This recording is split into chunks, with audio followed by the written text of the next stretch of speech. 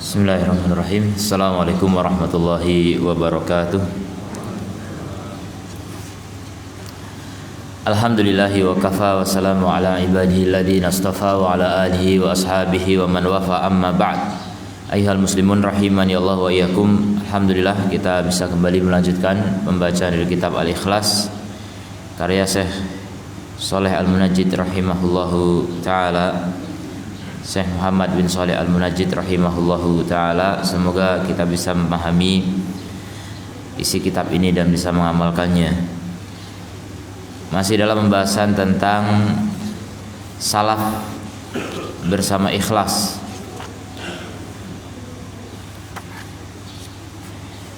Bagian yang keberapa ini? Qala al-mu'allif rahimahullah, al-khawfu minatasannu'i wal mujamalati, takut dari dibuat-buat dan basa-basi. Jadi basa-basi dibuat-buat, jadi bagus tapi cuma pura-pura gitu, basa-basi. Jadi ketakutan salaf dari sikap basa-basi. Yaqulu Ali bin Bakar Al-Basri Az-Zahid rahimahullah, berkata Ali bin Bakar Al-Basri Az-Zahid, seorang yang zuhud, beliau mengatakan, li'an alqa syaitan ahabbu ilayya min an alqa fulanan. Aku ketemu setan lebih aku sukai daripada ketemu fulan, seseorang. Kenapa? Akhafu an atasanna'a lahu, karena aku khawatir mau berbasa-basi dengannya. Kalau ketemu setan enggak basa-basi. Kalau setan cuma langsung goda saja. Kalau ketemu orang saya akan menampakkan kebaikan padahal saya enggak baik. Dan selalu orang itu ingin tampak baik. Baik penampilan, apalagi amalan, itu ingin dikesankan sebagai orang soleh, ingin diketahui orang sebagai orang yang tidak jahat, padahal bisa jadi jahat sebenarnya. Hatinya ada kerusakan, keburukan niat. Nah, ingin terkesan baik saja sudah merupakan keburukan niat, ya, keburukan hati. Nah, itulah basa-basinya manusia. Manusia itu ingin selalu tampak baik, ingin selalu tampak menyenangkan bagi orang lain. Jadi mendingan ketemu setan. Saya kalau ketemu setan tuh enggak basa-basi gitu, langsung perang aja gitu. Maksudnya kalau digoda setan ya tinggal pasang senjata. Apa senjatanya? Dzikir, ya. Ada seorang berkata, aku keberatan membawa pedangku, maka aku tinggalkan.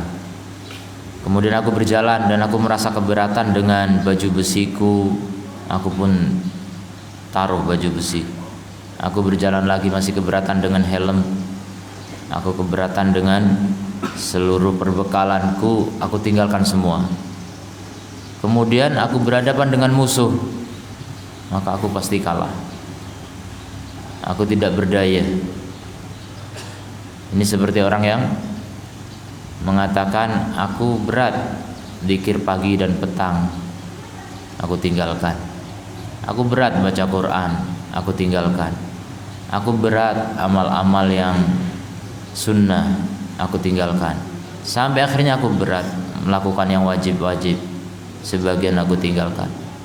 Maka aku ketemu setan, ya sudah, aku dikuasai oleh setan. Nah, itulah orang yang kalah perang melawan setan. Bekalnya ditinggalkan, senjatanya tidak dibawa. Bagaimana bisa melawan setan? Jadi kalau salaf dulu nggak takut melawan setan, karena salaf siap dengan senjatanya, siap dengan kekuatannya, bekalnya lengkap kalau menghadapi setan. Tapi kalau ketemu orang, ini yang bahaya, ya. Kalau ketemu orang apa? Basa-basi, ingin terkesan baik. Ini yang merusak keikhlasan. Ini yang paling bahaya justru. Kalau setan goda kepada kemaksiatan awalnya, baru nanti kepada kebid'ahan, baru nanti kepada kesyirikan. Biasanya orang digoda maksiat itu udah langsung sadar, ya. Nah tapi kalau digoda untuk basa-basi, ini sering orang nggak sadar. Diajak untuk berbuat baik, sering tidak sadar kalau itu godaan. Jadi diantara godaan setan itu mendorong orang untuk berbuat baik. Biar apa? Biar ria, biar pamer, biar terkesan baik sama orang. Makanya hati-hati ketika didorong, ayo sedekah mumpung banyak orang. Ini setan ini kalau yang begitu, yang goda begitu. Jadi jangan dikira setan cuma ngajak maksiat, ya. Setan bisa ngajak berbuat baik.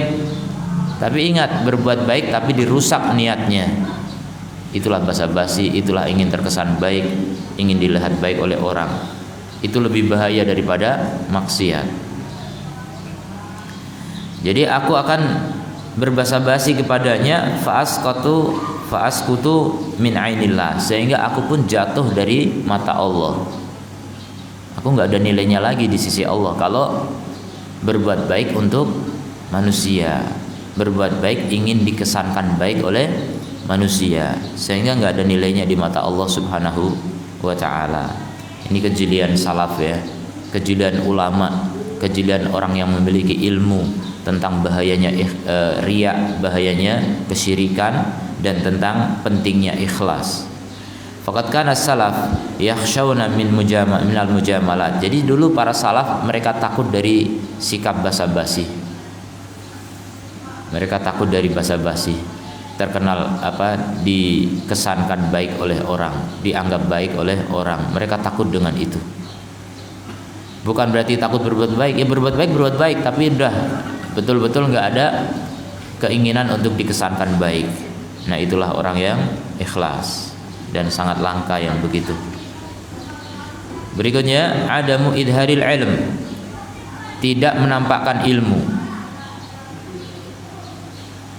Ini sulit sekali nih, ya, ilmu begini ini sulit sekali, atau amalan begini ini sulit sekali. Tidak menampakkan ilmu, ini nyambung dengan mujamalat. Orang yang punya ilmu untuk kemudian menutupi agar orang lain nggak tahu kalau dia punya ilmu itu sulit sekali, sulit sekali. Bahkan kadang-kadang nimbrung cerita, ada apa sih? Oh itu iya, saya tahu, langsung nambahi cerita. Ingin dikesankan oleh orang bahwasanya saya juga tahu, bahkan saya lebih tahu daripada kalian. Makanya ciri-ciri orang yang suka ria itu banyak omong, ya, walaupun nggak selalu, ya. Ini hanya tanda saja. Kalau orang itu ingin dipuji itu biasanya banyak omong. Selain banyak tampil amalan ingin dilihat orang, juga banyak omong. Karena dengan omongan itu gampang sekali orang memuji, gampang sekali. Terutama ngomong yang dalamnya ada ilmu, jadi dipuji karena punya ilmu, masya Allah. Walaupun kadang-kadang cuma ilmu tentang berita, tentang apa gitu, bukan ilmu yang betul-betul ilmu. Apalagi yang betul-betul ilmu itu semuanya ria, ya. Semuanya adalah keinginan untuk dipuji oleh manusia. Coba lihat salaf. Kalau salaf sebaliknya, mereka tidak ingin menampakkan ilmu. Jadi nggak ingin orang lain tahu kalau dia itu tahu. Luar biasa ini. Kecuali kalau ingin menyampaikan ilmu kepada orang, baru itu tidak bisa disembunyikan, ya. Namanya ilmu, ya sampaikan. Tapi kalau nggak ada perlunya, ada orang lain yang menyampaikan, sudah cukup saya diam. Jangan mengesankan saya juga tahu gitu. Nggak penting itu, karena itu adalah ria. Itu hanya ingin dikesankan oleh orang kalau saya itu tahu. Nih, coba keahlian untuk bisa menyembunyikan amal seperti ini luar biasa nih. Jarang orang bisa. Rata-rata orang yang baru ngaji itu, orang baru tahu ilmu sedikit, kayak orang yang di dunia persilatan gitu. Kalau baru ikut bela diri itu kemana-mana perakilan, pecicilan. Setiap orang tantang kelahi gitu. Itu baru belajar silat. Padahal gurunya yang udah tingkat akhir, pendekar sejati, nggak pernah nantang-nantang orang, nggak pernah menampakkan ilmu seakan-akan dia punya ilmu silat, padahal itu maha gurunya gitu. Nggak menampakkan ilmu.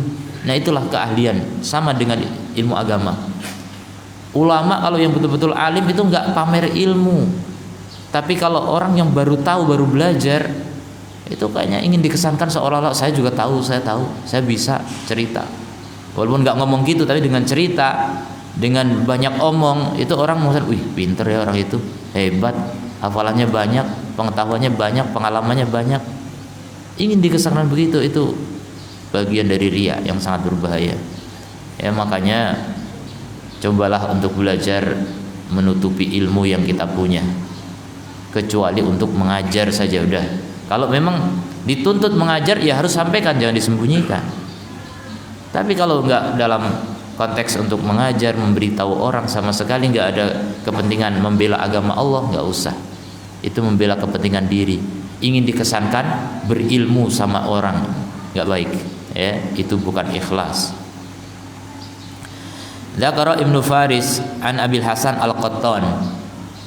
Abul Hasan Al-Qattan rahimahullah, beliau berkata, asabtu bibasari, aku tertimpa pada pandanganku, mungkin buta ya, sakit mata lah, aku sakit pada mataku. Wa adunnu anni uqibtu bi kathrati kalami asna ar-rihlati, dan aku menyangka bahasanya aku dihukum, diiqab ya, dihukum oleh Allah karena banyak omongku saat aku rihlah, safar. Jadi orang safar kan memecah kesuntukan gitu kan, kepenatan dalam perjalanan, kan inginnya cerita gitu. Jadi beliau sadar, saya banyak omong, maka aku dihukum dengan sakit mata nih jadinya. Jadi karena banyak omong ini riya jadinya. Coba bagaimana caranya banyak omong gak riya? Susah ya. Saya sih sekarang banyak omong nih, bagaimana biar gak riya gitu? Susah, berat. Itulah keikhlasan, itulah yang dituntut dari seorang hamba, dan itu dengan taufik Allah semata. Jadi kalau orang nggak dituntut ngomong tapi banyak omong, ini bahaya nih ya, hati-hati. Makanya hati-hati. Jadi orang yang diam relatif lebih mudah ikhlas daripada yang banyak omong. Orang kalau diejek kemudian membela diri, itu bagian dari riya. Kalau orang diejek santai saja, ya memang saya jelek, bahkan saya lebih jelek dari itu berarti tidak ingin dipuji. Tenang, santai. Orang ikhlas tuh nggak ingin dipuji. Diejek alhamdulillah gitu, alhamdulillah saya nggak ada kesempatan untuk riya. Biarlah orang tahu kalau saya memang jelek gitu. Jadi dikesankan jelek oleh orang itu jauh lebih menguntungkan daripada dikesankan baik oleh orang, dan rata-rata orang nggak siap dengan itu. Makanya belajar ikhlas banyak orang mengatakan, siapa yang bisa begitu? Ya siapa ya, kita nggak tahu, tapi bukan berarti nggak ada ya. Bukan berarti nggak ada orang yang ikhlas, ada orang ikhlas. Tapi kan berat sekali, ya memang berat. Makanya ikhlas itu pahalanya besar. Kalau menganggap ikhlas gampang, itu berarti nggak paham ya. Kalau menganggap ikhlas itu gampang, belum paham. Belajar lagi kalau gitu, masih belum paham. Kalau kita belajar ikhlas kemudian betul makin belajar kita merasa makin sulit ikhlas, itulah orang yang paham sebenarnya. Kalau menganggap ikhlas gampang, Ustaz nakut-nakutin aja itu, jadi pesimis malah, ini belum paham. Ini bukan buat kita pesimis, enggak. Kita harus optimis. Ikhlas itu bisa, karena ini tugas dari Allah, dan Allah tidak pernah membebani hamba di luar kemampuan. Ini masih dalam kemampuan manusia, masih dalam kemampuan. Cuma ya tidak semua manusia mau melakukan itu. Mampunya mampu, tapi maunya yang nggak mau gitu. Mereka rata-rata nggak mau ikhlas. Maka mudah-mudahan Allah berikan anugerah kepada kita semua untuk bisa ikhlas. Ikhlas itu mahal ya, lebih mahal daripada batu permata yang paling mahal. Bahkan dunia seisinya nggak ada nilainya kalau dibanding ikhlas ya. Jadi waktu lalu yang saya pernah sampaikan riwayat malaikat bertanya kepada Allah ketika Allah menciptakan gunung. Malaikat bertanya, ya Allah, apakah ada yang lebih kuat daripada gunung? Ada. Kata Allah, apa itu? Besi. Coba besi dipukulkan ke gunung, gunung bisa hancur ya. Banyak orang yang mahat gunung, bikin gua dan sebagainya, itu menunjukkan besi lebih kuat daripada gunung. Malaikat tanya lagi, ya Allah, ada nggak yang lebih kuat dari besi? Ada, yaitu api. Ya, besi bisa meleleh dengan api. Malaikat tanya lagi, ada nggak ya Allah yang lebih kuat daripada api? Ada. Air siramkan ke api, api padam.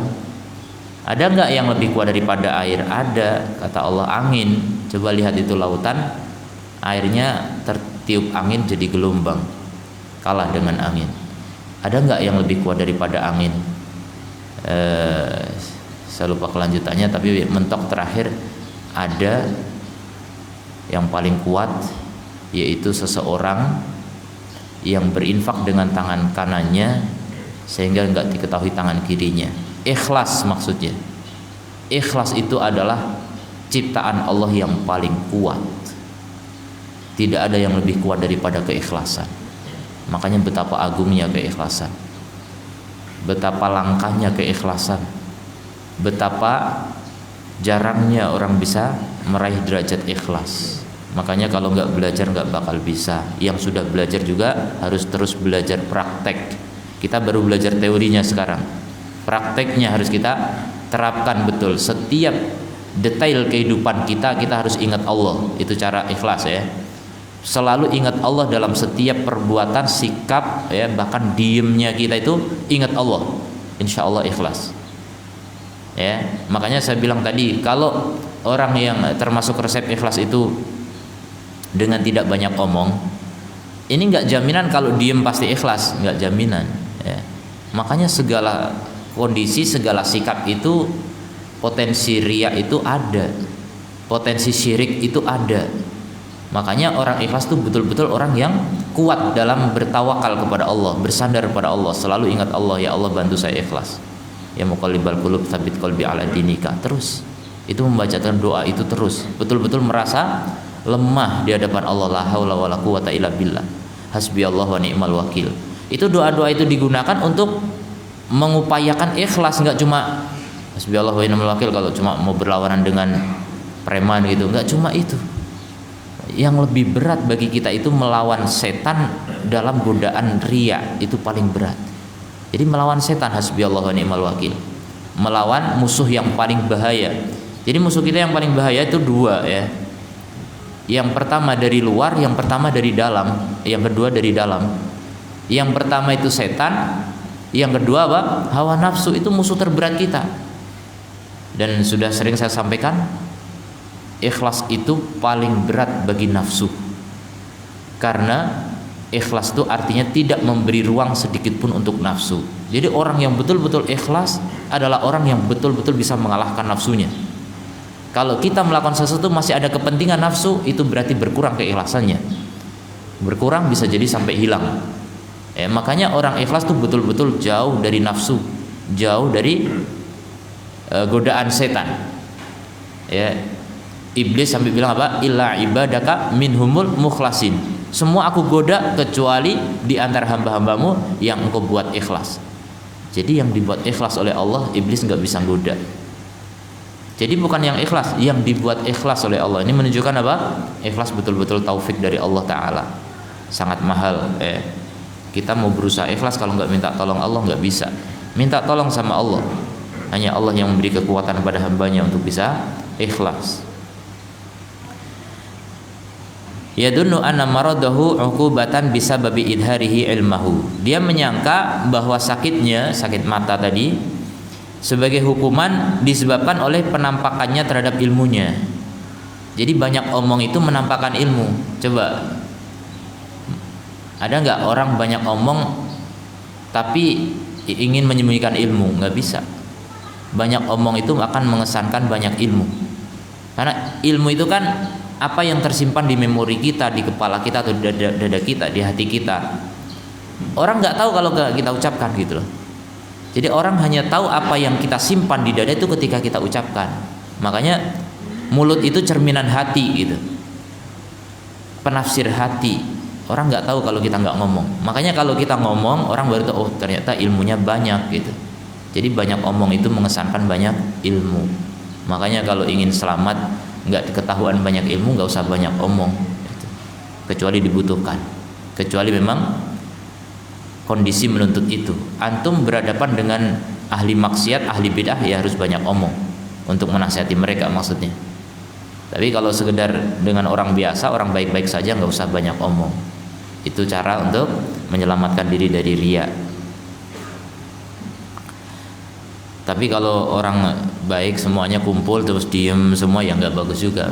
Ngomong-ngomong maksudnya jangan kemudian kaku saklek memahami seperti ini berarti nggak boleh banyak omong terus diem aja ketemu orang cuma diem aja, itu juga nggak baik ya. Jadi ngomong ketika dibutuhkan, diem ketika dibutuhkan, jadi sesuai dengan tuntutan Allah semuanya. Makanya ada resep dari salaf juga, ini untuk menghindari ujub nih, karena ujub juga lawan dari ikhlas ya. Jika kamu ngomong dan kamu heran dengan omonganmu, maka diem. Dan jika kamu diem, kemudian kamu heran dengan diemmu, maka ngomong. Jadi ikhlas itu melawan keinginan nafsu. Ketika nafsu kita ingin ngomong, diem. Ketika nafsu kita ingin diem, ngomong. Jadi bagaimana hidup itu menyelisihi nafsu terus? Itulah ikhlas. Karena dia menyesuaikan kehendak Allah, dia menginginkan iradah Allah, mengikuti iradah Allah, bukan mengikuti iradah nafsunya. Itulah keikhlasan. Hidup untuk Allah, hidup hanya mengikuti kehendak Allah Subhanahu wa ta'ala. Itulah hakikat keikhlasan. Makanya sangat jarang orang bisa begitu ya. Nah itu resep-resep dari salaf, ya mudah-mudahan bisa kita amalkan. Walaupun sering lalai, ya kita upayakan untuk terus diingat ya. Semakin banyak kita bisa mengingat resep-resep dari salaf itu, bisa kita praktekkan, insya Allah terlatih kita, akhirnya lama-lama menjadi keahlian kita untuk ikhlas. Jadi ikhlas itu ya sama dengan kemampuan-kemampuan yang lain ya. Dalam pekerjaan misalnya orang nggak bisa ngelas, gimana ngelas? Ya sudah dilatih ngelas, lama-lama mahir. Jadi seperti itu. Keikhlasan juga begitu, dilatih ya. Melatih diri untuk menyelisih nafsu kita. Nafsu kita ingin ngomong, jangan ngomong. Nafsu kita ingin diem, coba ngomong, nggak usah diem. Jadi kalau diem merasa heran dengan diem, maksudnya ada pikiran biar orang tahu kalau saya itu pendiam, saya orang yang menjaga akhlak berbicara, saya nggak banyak omong. Nah ini kan merasa senang dengan diem, maka ngomong, lawan itu. Maka ngomonglah saat itu, biar tidak kita menikmati diemnya kita itu. Nah itulah keikhlasan ya, menyelisih semua keinginan nafsu. Berkata Ad-Dhahabi rahimahullah, shadaqa wallah, dia benar demi Allah. Jadi Ad-Dhahabi mengomentari Abil Hasan Al-Qattan ini, dia benar. Fainahum, sesungguhnya mereka para salaf, kanu ma'husnil qasdi, bersama bagusnya niat, wasihhatin niyah, sama qasdi itu keinginan, tujuan sama dengan niat, dan sehatnya niat, bagusnya tujuan dan sehatnya niat, ghaliban kebanyakan mereka, yakhafuna minal kalami, bersama itu mereka takut dari berbicara. Itulah para salaf. Dulu salaf itu orangnya rata-rata takut ngomong ya, sedikit berbicara, karena memang ini juga secara umum ya, perhitungan umum, orang makin banyak omong tuh makin banyak dosa, kecuali omongan yang penting. Makanya Nabi memberi resep apa? Falyakul khairan aw liyasmut, berkata baik atau diam. Maka kalau kita ngomong dan gak baik, diam itu lebih baik. Dan rata-rata omongan itu gak baik, rata-rata omongan itu basa-basi. Bahkan ada salaf yang menegur orang lain karena ngomong sesuatu yang gak penting. Jadi ada orang yang nanya apa gitu, pokoknya melihat sesuatu, dia bilang ini jumlahnya berapa ya gitu. Ditegur oleh salaf ini, apa manfaatnya kamu ngomong gitu?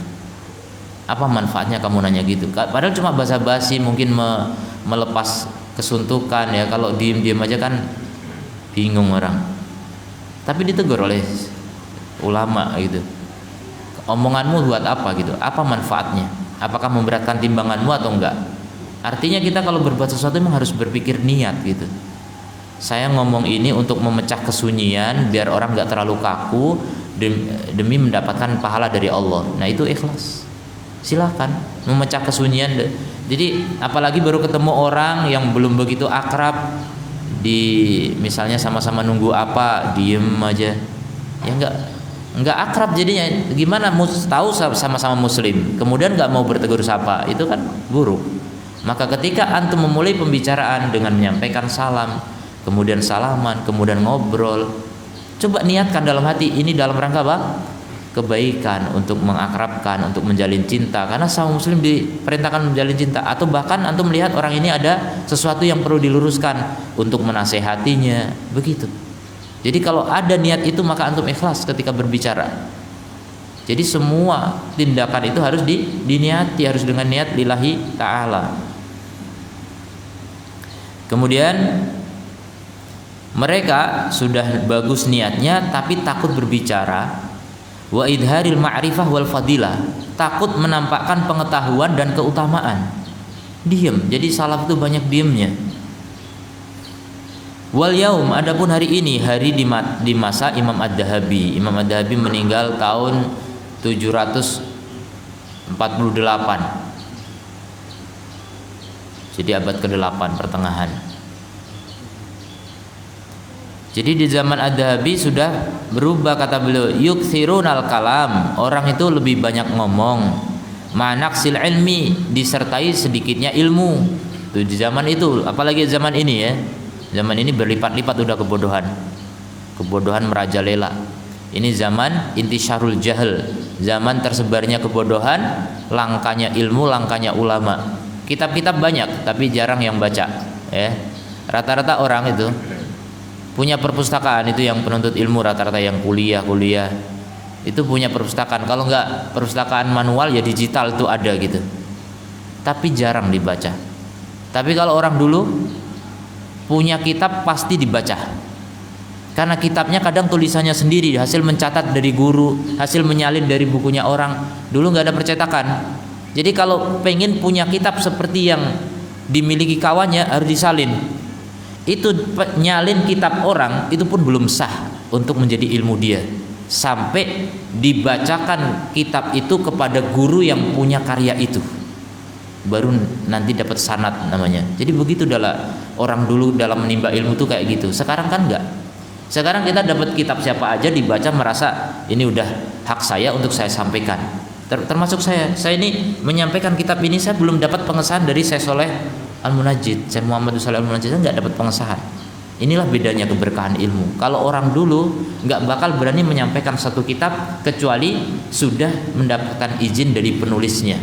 Kalau nggak dari penulisnya, dari orang yang punya ijazah dari penulisnya. Kalau nggak, dari orang yang mendapatkan ijazah dari yang dapat ijazah dari penulisnya. Pokoknya begitu. Itulah sanad. Sanad ilmu masih berlangsung. Sampai hari ini ada orang yang punya sanad Sahih Bukhari misalnya, masih ada. Jadi memang mereka berani mengajarkan Sahih Bukhari karena sudah punya sanad dari Imam Bukhari. Tapi kalau orang nggak punya sanad, berani ngajar juga, nah itu beda keberkahan. Ya, tapi kita nggak bisa pungkiri gimana mau belajar kalau kita harus nunggu sanad ya. Saya kalau harus nunggu sanad, harus cari sanad dulu dari kitab ini, ya kita nggak pernah tahu isi kitab ini. Atau saya tahu, saya bisa membaca, tapi saya nggak bisa menyampaikan ke antum, dan antum nggak akan pernah tahu gitu. Ya, jadi memang itulah perbedaan kita dengan para salaf dulu. Para salaf itu betul-betul kalau punya kitab pasti sudah dibaca dan bahkan mendapatkan sanad dari penulisnya atau dari muridnya penulis dan seterusnya. Itu pengesahan kitab namanya. Jadi beda, orang sekarang enggak, percetakan terlalu banyak, enggak ngerti penulisnya siapa kadang. Ya sudah dibaca-baca, yang penting isinya kembali kepada salaf, sudah alhamdulillah selamat gitu. Tapi kalau dulu enggak. Jadi betul-betul disahkan oleh guru. Bahkan cara belajar orang dulu itu cuma datang kepada guru, sudah punya tulisan kitab guru itu, hasil nyalin, habis itu dibacakan ke guru, kemudian guru cuma bilang na'am. Jadi baca satu hadis, na'am, udah selesai. Jadi nanti kalau ada yang salah dalam bacaan, gurunya yang lurusin. Belajar cuma kayak gitu dulu, tapi ilmunya berkah karena mereka paham. Mungkin guru menyampaikan fawaid ya itu sedikit, dan majelis seperti ini masih ada tapi sangat langka ya. Saya pernah ngikuti majelis kitab Muwatta Imam Malik, seorang syekh yang punya sanad Muwatta gitu. Itu dibaca Muwatta dalam waktu sekitar sepekan, selesai sepekan. Muwatta tebal, sehari itu bisa 8 jam belajar. Jadi tahan orang-orang yang belajar mengambil sanad itu, belajar duduk lama berjam-jam. Dan saya herannya lagi, Ternyata di Indonesia ada yang mengejar sanad begitu, bahkan bukan orang yang antum kira salafi atau wahabi. Nah, orang-orang nahdiyin banyak yang mengejar sanad, dan mereka tahu tentang fadilah mendapatkan sanad. Jadi kadang-kadang kita yang merasa salafi, ternyata orang lain lebih salafi gitu. Ya, jadi salafi itu banyak sisi. Ya, mereka mungkin punya bid'ah sisi yang lain, tapi dalam hal pengambilan ilmu mereka punya contoh dari salaf, mereka mengikuti salaf juga. Kita kadang-kadang yang nggak ngikuti salaf dalam hal mengambil ilmu. Jadi salaf itu banyak macam sisi, banyak sisi yang harus kita pelajari. Makanya jangan merasa paling salafi, jangan merasa salafi sendiri gitu. Orang lain juga salafi dari sisi yang lain gitu. Jadi masih banyak sisi-sisi salafi yang harus kita pahami dan kita amalkan. Contohnya mengambil ilmu. Jadi banyak di antara kita yang nggak salafi dalam cara mengambil ilmunya. Hanya dengerin, nggak ada upaya untuk mencatat dan sebagainya. Ini nggak salafi sebenarnya, tapi ya ada juga salafnya, cuma nggak salafi dari sisi thalibul ilmi gitu. Dari dulu juga ada orang yang belajar tidak mencatat, ada, tapi tidak untuk menyampaikan. Jadi orang yang belajar dan tidak mencatat itu tidak akan pernah menyampaikan ilmu. Ya sudah, dia mengambil ilmu untuk dirinya sendiri. Dah itu. Kalau ingin menyampaikan lagi, maka harus mencatat, harus memiliki kitab intinya.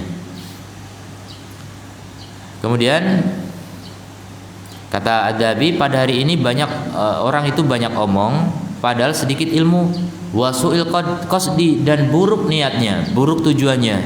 Jadi ingin dianggap pinter, dianggap berilmu, dianggap punya sanad, dianggap punya banyak guru, dianggap banyak belajar, dianggap banyak rihlah mencari ilmu. Itu anggapan-anggapan begitu tuh dibanggakan hari ini. Bangga. Orang kadang pamer punya sanad, saya udah punya sanad kitab Bukhari, kamu punya sanad apa?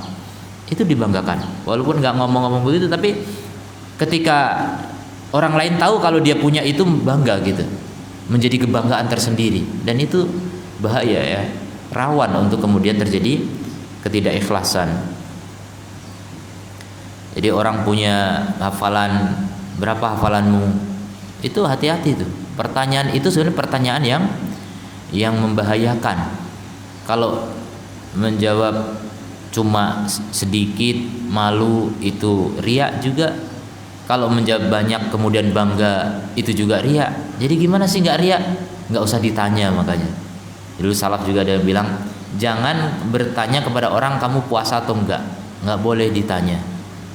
Nggak boleh tanya tentang puasa, karena puasa itu amalan rahasia, ya kan? Kalau sholat kelihatan, kamu sholat, ya sholat tadi, sholat duhur, udah, itu enggak masalah. Kalau puasa, kamu puasa, ngapain nanya-nanya? Ngapain nanya-nanya? Kalau dia jawab enggak kemudian malu, itu riya, merasa malu karena jawabnya enggak gitu, puasa sunnah ya. Kalau dia jawab iya kemudian merasa senang, itu juga riya. Jadi yang selamat gimana? Memang enggak usah ditanya gitu. Ya walaupun kalau memang ada orang nanya gitu ya jangan marah. Maksudnya ya udah jawab aja kalau memang dia butuh pengetahuan karena dia mungkin mau ngundang antum puasa ya. Ya katakan iya, jangan bilang enggak kalau memang puasa. Iya. Hati-hati dijaga, jangan bangga dengan itu, jangan senang dipuji orang karena puasa. Nah itu menjaga itunya yang susah. Kalau gitu nggak saya undang, ya udah. Tapi kalau saya diundang saya juga mau makan gitu, nggak masalah juga. Puasa sunnah boleh dibatalkan gitu. Jadi intinya kalau memang nggak ada kepentingan sama sekali, nggak usah nanya orang tentang amalan yang disembunyikan, amalan rahasia, berapa hafalanmu, nggak usah nanya. Kecuali guru, kalau guru nanya murid udah hafal berapa, nggak masalah, ya itu ada kepentingan. Yang nggak penting orang lain ngapain nanya-nanya gitu, nggak ada gunanya, karena akan membuat orang lain bisa riya. Kemudian tsumma innallaha yafdahuhum, kemudian Allah akan mempermalukan mereka kalau nggak di dunia ya di akhirat. Makanya sebagian orang dipermalukan di dunia dan itu keberuntungan. Ketika orang dipermalukan di dunia berarti di akhirat selamat insya Allah. Tapi coba kalau di dunia nggak dipermalukan oleh Allah, justru dipermalukannya di padang mahsyar, ditampakkan. Orang di dunia taunya, fulan dulu kan kamu orang yang soleh, kok masuk neraka? Coba gimana mau meralat itu? Ternyata amalannya riya semua. Naudzubillah min dzalik. disingkap oleh Allah di hari kiamat, dan itu sangat berbahaya. Dikiranya orang soleh ternyata orang yang salah. Dikiranya soleh ternyata toleh. Ya, toleh itu enggak soleh. Jadi gimana ini biar selamat? Makanya ya koreksi diri sejak sekarang. Jangan sampai kita bangga dan puas hanya dianggap orang sebagai orang soleh. Hati-hati. Kesolehan itu bukan di pandangan manusia, tapi kesolehan antum untuk Allah. Hanya Allah yang tahu. Kalau sampai ingin diketahui orang, itu hati-hati. Allah nggak butuh. Allah nggak mau menerima amalan yang kita harapkan pujian dari manusia. Ana aghna syuraka'i anisyirki. Aku dat yang paling nggak suka dengan persekutuan. Maka siapa yang menyekutukanku dengan selainku, aku tinggalkan dia bersama sekutunya. Allah nggak akan terima amalan yang mengandung riya. Wa yaluhu jahluhum, dan akan nampak kebodohan mereka, wa hawahum, hawa nafsu mereka, wa tirabuhum, goncangnya mereka, fima alimuhu, dari apa yang mereka ketahui. Jadi sudah bahaya ya orang yang kemudian pamer omongan, banyak omong, ini rawan ya, rawan untuk terjerumus ke dalam riya. Kemudian ikhfaul buka, menyembunyikan tangisan. Yaqulu Hammad ibn Zaid. Hammad ibn Zaid berkata rahimahullah, kana Ayyub rubbama haddatsa bil hadis. Ayyub As-Sikhtiyani ya, beliau menyampaikan hadis, fa yaruku, maka kemudian merasa tersentuh hatinya ya, wa tadma'u ainahu, sehingga matanya meleleh, air mata, mengeluarkan air mata berkaca-kaca. Faja'athu abratun, maka datang suara serak ya, orang nangis. Faja'ala yamtakhitu wa yaqulu, maka dia pun pura-pura mengeluarkan ingus. Mulai orang kalau nangis biasanya disertai ingus biasanya. Maka apa? Dia pun mengatakan ma asyadaz zukam, betapa beratnya flu gitu. Padahal dia nangis. Ingin orang itu nggak tahu dia itu menangis, tapi ini orang lain yang menilai ya. Dia itu sebenarnya tersentuh oleh hadis yang dia sampaikan, tapi dia ingin menyembunyikan betapa beratnya flu. Jadi inilah upaya mereka bagaimana tidak ingin ketahuan kalau menangis. Kadang-kadang ada orang nggak pernah jadi imam, sekali-kalinya jadi imam langsung baca ayat nangis panjang. Ya kita nggak boleh suudon, tapi hati-hati saja kalau antum, jangan sampai begitu. Jangan segampang itu nangis, baca Quran sekali langsung nangis. Padahal kalau baca sendiri di rumah nggak nangis, kok di hadapan orang harus nangis gitu. Hati-hati, itu riya gitu. Kalau antum harus nangis di depan orang, kenapa kalau sendiri kok nggak nangis gitu? Ini harus koreksi diri. Kalau memang antum takut sama Allah, kenapa takutnya cuma pas jadi imam? Pas sendirian kok nggak takut sama Allah? Kok nggak tersentuh dengan ayat? Justru kalau salaf itu paling indah itu hidup sendirian. Makanya mereka punya cita-cita ya. Ada tiga ambisi mereka dari dunia: sanadul ali, baitul khali, sama satu lagi saya lupa. Jadi salah satu ambisi hidupnya salaf itu apa? Pertama tadi sanad yang tinggi. Jadi sanad tinggi itu mencari hadis dari orang yang paling dekat, sanadnya dengan Rasul, paling pendek. Karena apa? Semakin pendek sanad itu semakin kemungkinan kesalahan kecil. Kalau semakin banyak perawi, kemungkinan salah menjadi lebih banyak gitu. Jadi mereka ingin mencari hadis. Makanya Imam Asy-Syafi'i berkata kepada Imam Ahmad, padahal Imam Ahmad muridnya, sedang belajar dengan Imam Syafi'i, belajar kitab Ar-Risalah. Kata Imam Syafi'i, anta a'lamu minni bil hadis, kamu lebih tahu daripada aku tentang hadis. Jadi Imam Syafi'i ngakui muridnya memang Imam Ahmad lebih ahli hadis, bahkan digelari penghafal 1.000.000 hadis. Maka kata Imam Syafi'i, maka kalau kamu tahu hadis, bilang kepadaku, sampaikan kepadaku dari mana kamu ambil. Kalau dari Baghdad biar saya ke Baghdad, kalau dari Mesir saya ke Mesir, dari mana kamu ambil.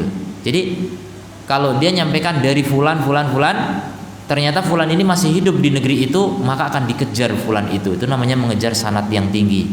Nah, itulah cita-cita ulama zaman dulu, mencari sanad yang tinggi. Kemudian apa? Wa baitul khali, dan rumah kosong. Mereka punya cita-cita ingin punya rumah kosong. Gimana biar kosong? Ya nggak usah punya istri, ya kan? Punya istri nggak kosong lagi. Ataupun kalau punya istri, punya ruang kosong, kamar kosong. Untuk apa itu? Untuk nangis di hadapan Allah. Istri nggak usah tahu. Itu yang dicari mereka. Untuk bisa muhasabah di situ, merenungi dosa-dosa, kekurangan-kekurangan, nggak maksimal dalam ketaatan, nangis di situ. Orang nggak perlu tahu gitu. Oh, kalau sendiri nggak pernah nangis, begitu jadi imam langsung nangis. Ini hati-hati saja ya. Saya nggak nuduh, tapi hati-hati saja. Jangan nangisnya kalau jadi imam, begitu baca Quran sendiri nggak pernah nangis. Ini bagian dari riya kalau selalu begitu gitu. Kalau seperti itu, koreksi diri saja ya. Hati-hati. Jadi imam nangis, baca sendiri nggak pernah nangis. Ini berarti ada masalah gitu. Kenapa di hadapan orang harus nangis? Kalau salaf dulu di hadapan orang justru pura-pura flu. Ini Ayyub As-Sikhtiyani nangis padahal dia pura-pura flu. Betapa beratnya flu ini. Fayadharu az-zukam li ikhfa'il buka. Jadi beliau menampakkan flu untuk menutupi tangisan. Wa qala Hasan Al-Basri, Hasan Al-Basri berkata rahimahullah, in kana ar-rajulu la yajlisul majlis fataji'uhu abratuhu.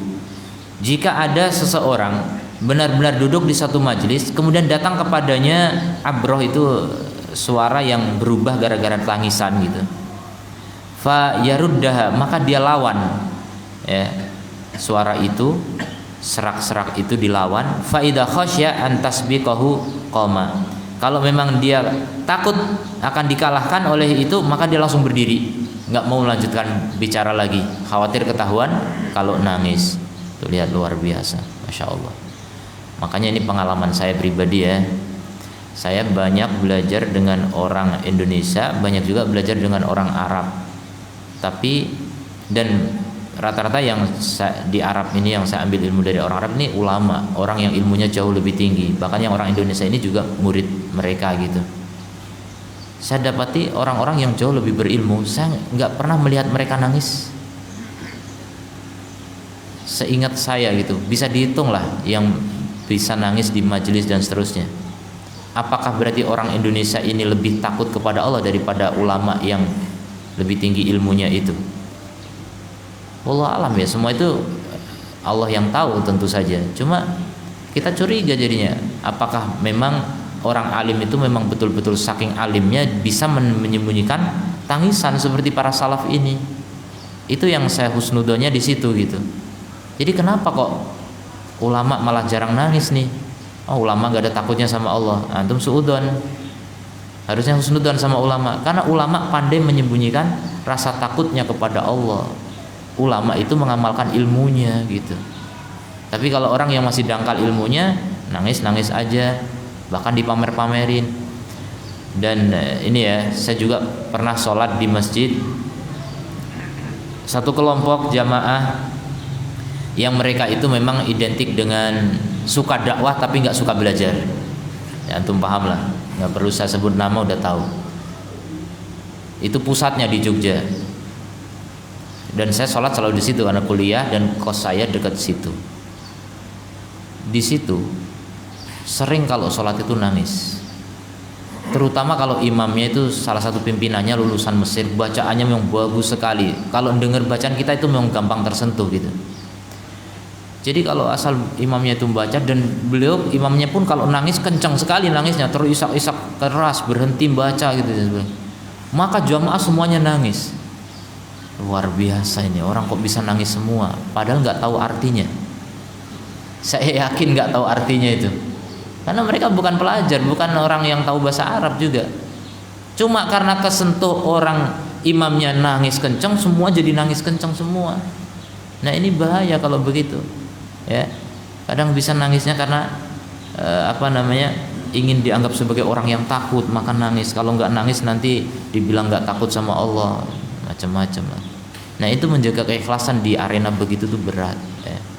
Bagaimana sih ikhlas itu? Ikhlas itu menyembunyikan amal. Tangisan bisa sembunyikan, jangan dipamer-pamerkan. Nangisnya keras-keras lagi. Dan betul ada yang teriak, lagi sholat nangisnya teriak, masya Allah, histeris. Apa mungkin karena ingat punya utang banyak atau apa, nggak tahu gitu.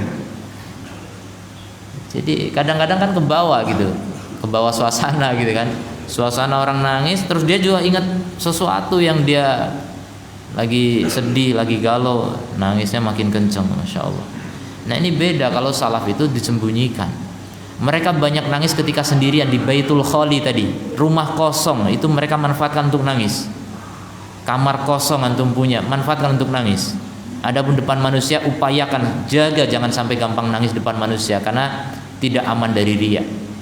Tapi jangan katakan kalau nangis depan orang pasti riya, enggak. Kita enggak boleh nuduh orang lah, enggak boleh nuduh diri sendiri juga. Tapi setidaknya di antara langkah upaya latihan agar kita bisa ikhlas, jangan gampang nangis di depan orang. Tapi gampanglah nangis ketika sendirian. Itulah keikhlasan. Ya, biasakan untuk menyembunyikan amal. Kemudian yaqul Muhammad ibni Wasi rahimahullahu taala, in kana ar-rajulu layabki, sungguh dulu ada orang benar-benar menangis 20 sana, 20 tahun terus menerus nangis tiap hari. Wa mra'atuhu ma'ahu la ta'lamu bihi, istrinya bersamanya enggak tahu. Ada orang yang begitu. Jadi sampai merahasiakan tangisannya di hadapan istri sampai istri enggak tahu.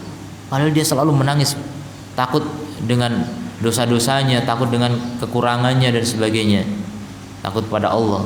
Tapi istrinya enggak tahu. Nah ini contoh bagaimana upaya orang itu menyembunyikan amalnya.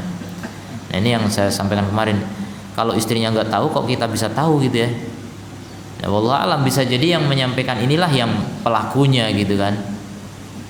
Atau mungkin kawan dekatnya yang bisa tahu itu, tapi istrinya malah nggak tahu, bisa jadi. Wallahu alam. Wa yaqulu aidon, kemudian Muhammad bin Wasi juga berkata, laqad adraktu rijalan, sungguh aku menjumpai banyak orang, beberapa orang. Kana rajul yakunu ra'suhu ma'a ra'si imra'atihi ala wisadatin wahidah. Jadi seseorang itu kepalanya dengan kepala istri di satu bantal.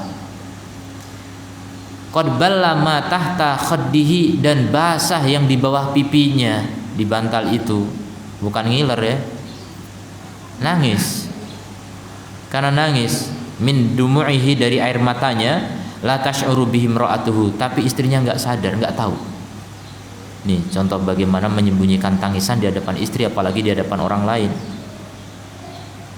Walaqad adraktu rijalan, dan aku menjumpai beberapa lelaki, yaqumu ahaduhum fis saffi, berdiri salah seorang dari mereka dalam satu shaf, fatasilu dumu'uhu, mengalir air matanya, ala khaddihi, pada pipinya, wala yash'uru bihi alladhi ila jambihi janibihi, dan orang yang di sebelahnya nggak tahu.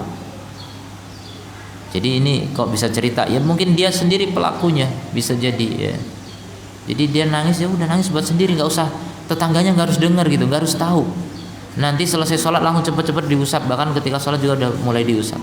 Kalau orang Arab itu punya imamah gitu, ya udah gampang itu buat ngusap. Orang Indonesia pakai peci, gimana ngusapnya tuh? Ya kan? Makanya tangisan-tangisan kalau dibuat-buat malah ingin orang lain tahu kalau dia nangis, ini riak semua ya. Naudzubillah min dzalik. Kemudian Al-Imam Al-Mawardi wa tasnifuhu lil kutub. Imam Al-Mawardi dan tulisan beliau. Bagaimana kisah Al-Mawardi dengan karya beliau? Lihat, jauh berbeda dengan orang sekarang.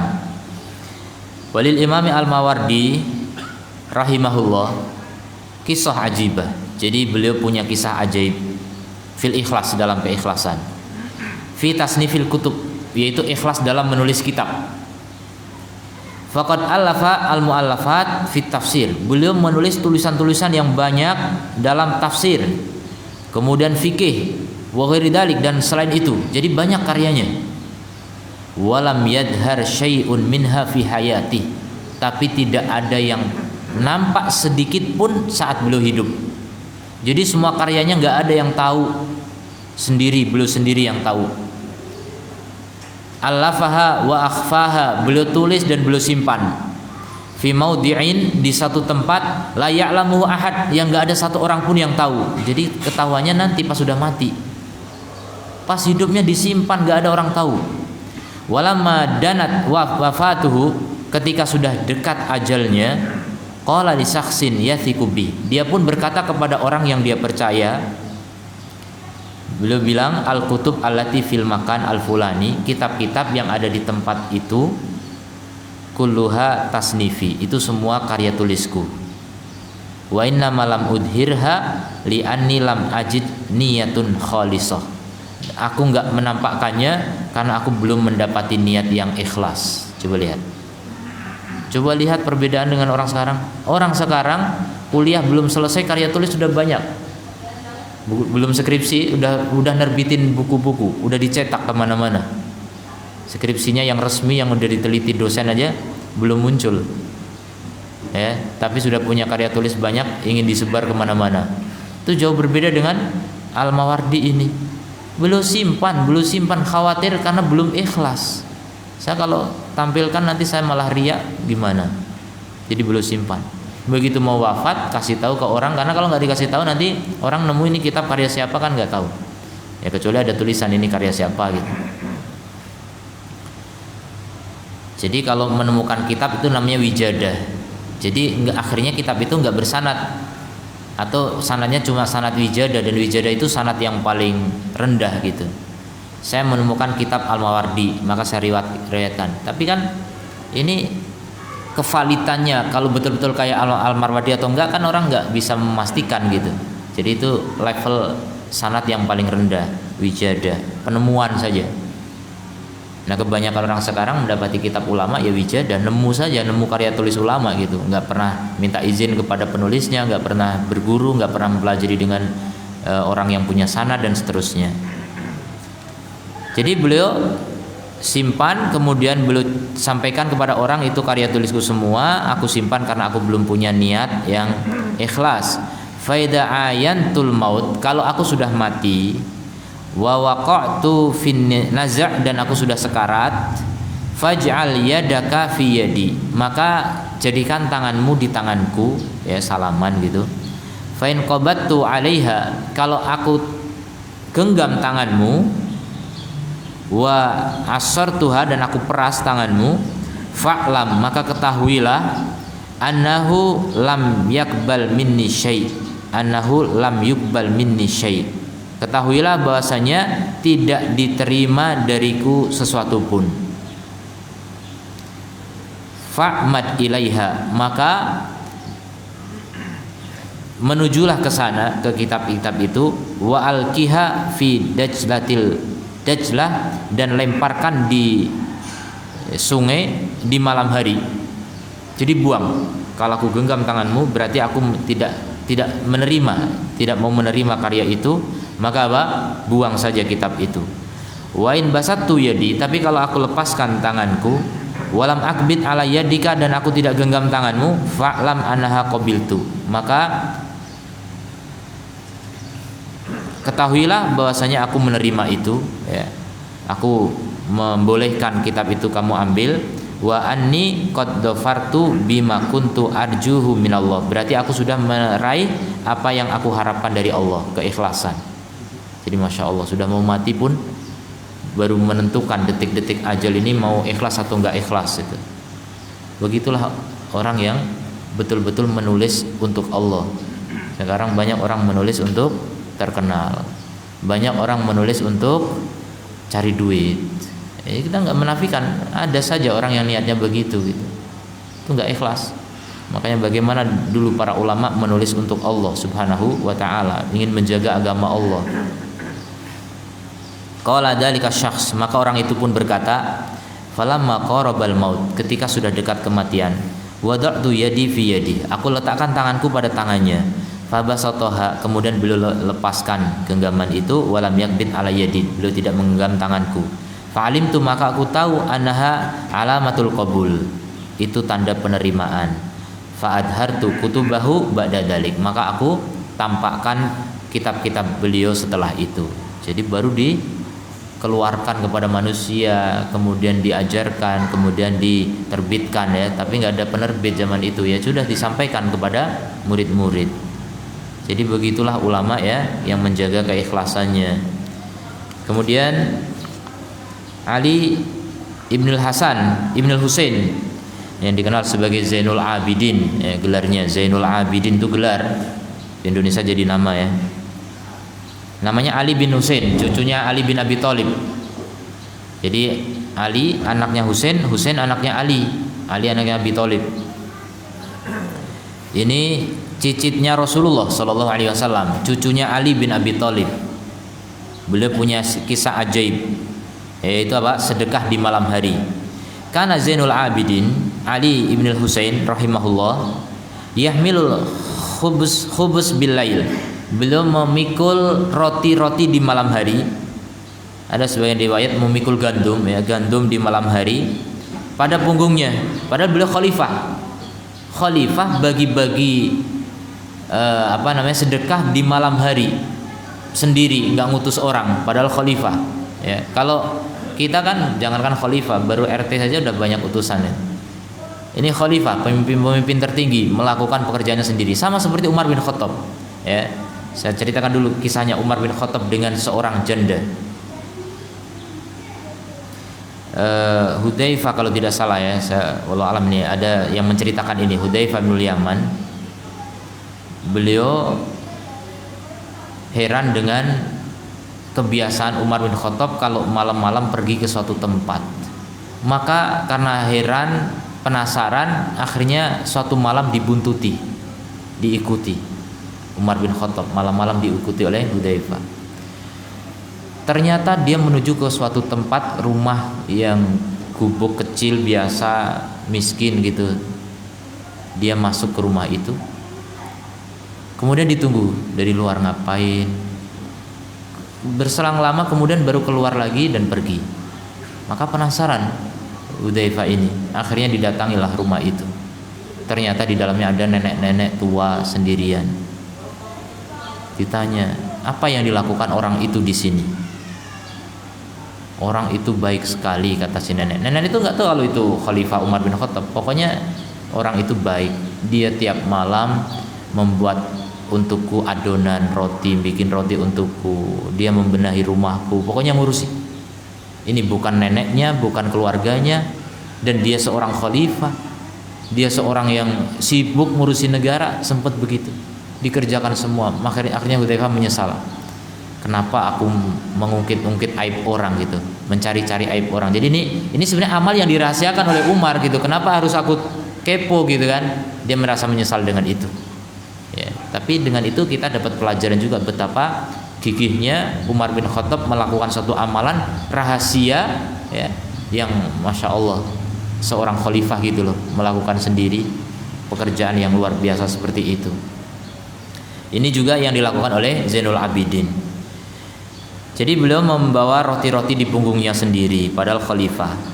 Yattabi'u bihil masakin. Beliau mencari rumah-rumah orang miskin fidul matin, di kegelapan malam. Dan ketahuilah malam saat itu nggak ada lampu-lampu di jalan ya, nggak ada listrik. Jadi memang gelap. Orang kalau papasan malam hari nggak kenal, bahkan senter pun nggak ada gitu.